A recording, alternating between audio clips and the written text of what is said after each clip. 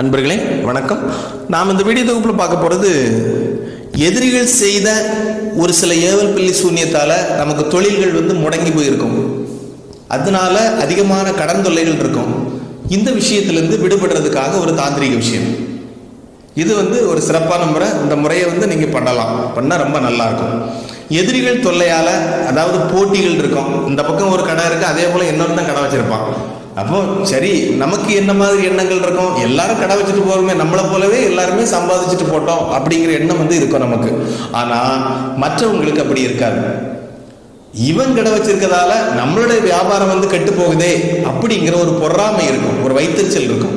இதனால் அவன் என்ன பண்ணுவான், ஒரு சில மாந்திரிகர்கள் போய் நாடி ஒரு சில சுடுகாட்டு சாம்பல் அல்ல ஒரு சில எந்திரங்கள் ஏதாவது ஒரு விஷயங்கள் உங்கள் இடத்துல கொண்டு புதைக்கிறது, உங்கள் கடன் அப்படியே தூவி விடுறது, நாசமாக போட்டோம், இந்த கடைக்கு இனிமேல் எந்த ஒரு கூட்டமும் வரக்கூடாது, இந்த மாதிரி ஒரு சில வேலைப்பாடுகள் பண்ணுவாங்க.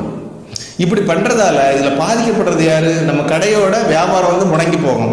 கடைக்கு வரண்டிய எண்ணங்களே தோணாது. கடைக்கு வந்தாலே தூக்கமா இருக்கும். கடைக்கு வரக்கூடிய மக்கள் கூட கடை பக்கத்துல பார்த்துட்டு மற்றவங்க கடைக்கு போயிடும். அப்படிப்பட்ட ஒரு சூழ்நிலைகள் இப்ப நிலவிட்டு இருக்கும். இந்த மாதிரி சூழ்நிலைகள் நம்ம காப்பாற்றன்னு சொன்னா, இந்த மாதிரி முடக்கத்துல என்ன நடக்கும்? கடையில் உள்ள டென்ஷனால வீட்டில் போய் இருந்து சண்டை சச்சரவுகள், அந்த மாதிரி ஒரு நிம்மதி இல்லாத ஒரு வாழ்க்கை அந்த சமயத்தில் வரும். அப்ப வீட்டில் உள்ளவங்க கடைக்கு வந்தா கூட அவங்களுக்கும் நோய் நொடிகள் வரக்கூடிய ஒரு வாய்ப்புகள் இருக்கும். இப்படி எல்லாத்துக்கும் இதனால ஒரு குடும்பத்துக்கே பாதிப்பு ஏற்படக்கூடிய அளவில் இந்த மாதிரி சுயநலத்துக்காக ஒவ்வொருத்தரும் பண்ணுவான். அப்போ எவங்கெல்லாம் தான் சுயநலத்துக்காக பண்ணியாலும் அவங்களாம் எதிரி தான். இந்த எதிரிகள் தொல்லையிலிருந்து நம்ம எப்படி விடுபட்டு இந்த முடக்கத்தெல்லாம் நீக்கி எந்த மாதிரி சரி பண்ணலாம் அப்படிங்கிற விஷயத்துக்காக ஒரு சின்ன தாந்திரிக முறை.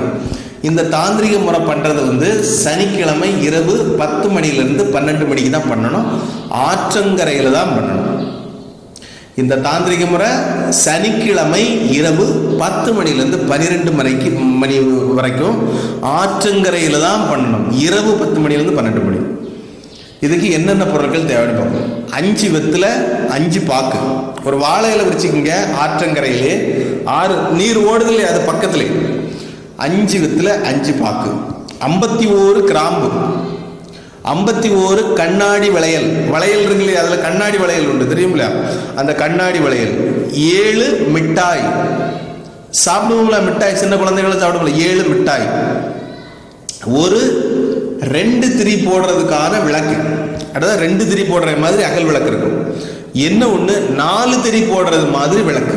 திரி இருக்கு இல்லையா, விளக்கு, அகல் விளக்கு மண் விளக்குல செஞ்சு வச்சிருப்பாங்க. 2 திரி போடுறது மாதிரி அகல் விளக்கு, 4 திரி போடுறது மாதிரி அகல் விளக்கு. இது என்ன பண்ணணும், இந்த 2 திரி விளக்கையும் 4 திரி விளக்கையும் ஏற்றி வச்சுக்கிட்டு அதுக்கு முன்ன வாழையில விரிச்சு இந்த 5 வெத்தில 5 பாக்கு, 51 கிராம்பு, 51 கண்ணாடி வளையல், 7 மிட்டாய், அதுக்கு பிறகு கொஞ்சம் குங்குமம், இதெல்லாம் வச்சுக்கிங்க. என்ன பண்ணணும்னு சொன்னா, இந்த 7 மிட்டாயிலையும் நீங்க என்ன பண்ணணும்னு சொன்னா, இந்த பரிகாரம் பண்ணும்போது ஒரு மந்திரம் இருக்கு. இந்த மந்திரத்தை மட்டும் சொல்லிக்கிட்டே இது பண்ணுங்க. ஓம் ரீங் நசி மசி ஸ்வாஹா, ஓம் ரீங் நசி மசி சுவாகா. இந்த மந்திரத்தை மட்டும் சொல்லிக்கிட்டே நீங்க என்ன பண்ணணும், ஒவ்வொரு காரியமும் பண்ணணும். இதுல வேற எதுவுமே கிடையாது.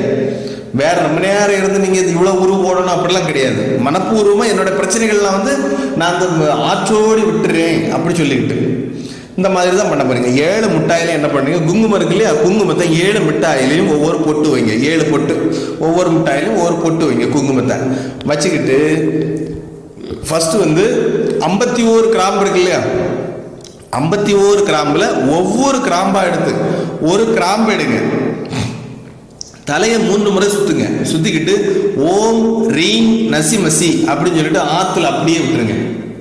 ஓடுற தண்ணியில அப்படியே விட்டுருங்க. அடுத்த கிராம்பு இப்படி சொல்லிட்டு 51 கிராம்பையும் 51 தடவை தலையை சுத்தி என்ன பண்ணணும், ஆற்றில விட்டுறணும்.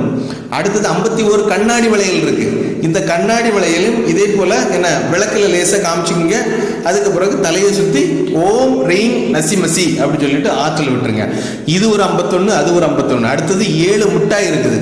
அந்த 7 மிட்டாயும் அப்படியே தலையை சுத்தி இதுல ஆத்துல விட்டுருங்க. எல்லாத்தையும் ஆத்துல விட்டுறணும்.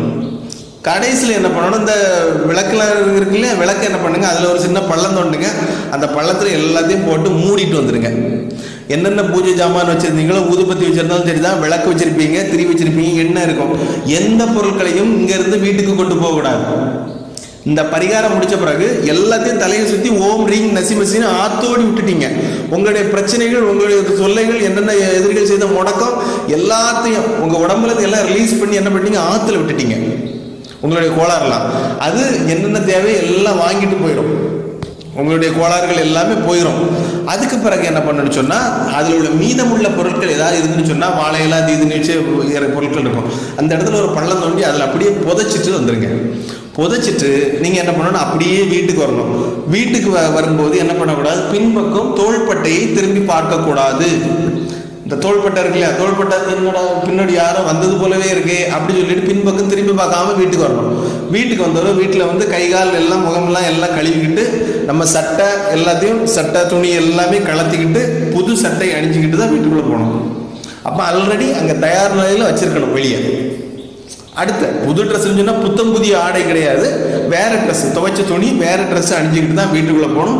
அந்த ட்ரெஸ் எல்லாம் வெளியே வச்சுக்கணும். வெளியே வச்சுட்டு துவைச்சி எடுத்து தான் மறுபடியும் வீட்டுக்குள்ளே ஏற்றணும். ஏன்னா நீங்கள் போயிட்டு வர்றது அப்படிப்பட்ட ஒரு கழிப்பு வேலை மாதிரி தான். இதெல்லாம் நம்மளை விட்டு எல்லாத்தையும் தொலைச்சிட்டு வர்றீங்க, உங்களுடைய பிரச்சனைகள் எல்லாத்தையும் தொலைச்சிட்டு வர்றீங்க. இந்த மாதிரி ஒரு தடவை பண்ணினா போதும், உங்களுடைய எல்லா விதமான பிரச்சனைகளும், எல்லா விதமான ஏவல் பில்லி சூன்யம், தொழில் முடக்கம், கடன் தொல்லைகள் எல்லாமே நீங்கி உங்களுக்கு செல்வ வளம் வருவதை நீங்கள் உணரலாம்.